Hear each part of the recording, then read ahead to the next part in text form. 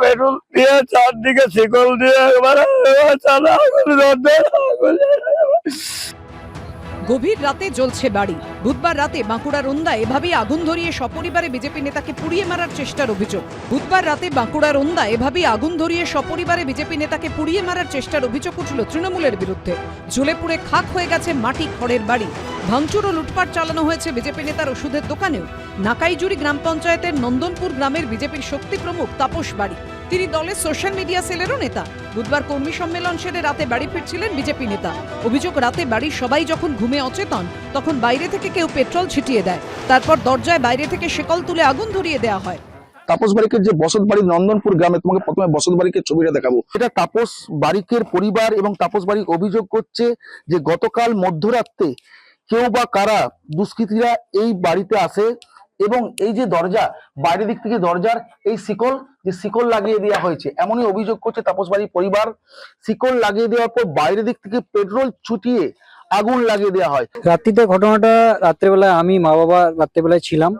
পেট্রোলের এখানে মানে এমন ভাবে এখান থেকে দিয়েছে পুরো পেট্রোলের গন্ধ, সেখানে আমরা চিৎকার চেঁচামেচি করি।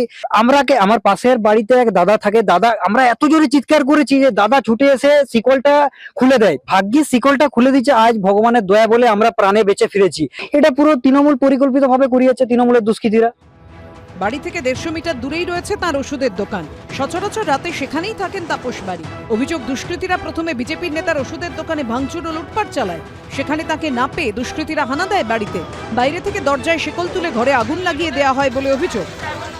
বিজেপি করার জন্য তার বাড়িতে আগুন লাগিয়ে পুড়ে মারার যে চক্রান্ত তৃণমূল কংগ্রেসের দুষ্কৃতিকারীরা করছে, আমরা পুলিশ প্রশাসনের কাছে অতি সত্বর, যেহেতু 3-4 জায়গায় সিসি ক্যামেরা লাগানো আছে, যাতে তাদেরকে গ্রেপ্তার করা হয়, নচেত আমরা আগামী দিন তার বৃহত্তম আন্দোলনে আমরা নামব। বিজেপির একটা স্বভাবে দাঁড়িয়ে গেছে কিছু ঘটনা ঘটলে তৃণমূলকে দোষারোপ করা।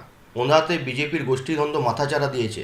আমার সন্দেহ যে এখানে বিজেপির নিজেদের অন্তর্কলহের জেরে এটা হয়েছে কিনা। এদিন বিজেপি নেতার ভূষ্মীভূত বাড়ি ও ক্ষতিগ্রস্ত দোকানে যান ওন্দার বিজেপি বিধায়ক অমরনাথ শাখা। নাকাইজুড়িতে ফাঁড়িতে খুনের চেষ্টার অভিযোগ দায়ের করেছেন বিজেপি নেতা। ফাঁড়ির সামনে বিজেপির তরফে বিক্ষোভও দেখানো হয়। পূর্ণেন্দু সিংহ, বিটন চক্রবর্তীর রিপোর্ট, এবিপি আনন্দ। এবিপি আনন্দ, এগিয়ে থাকে, এগিয়ে রাখে।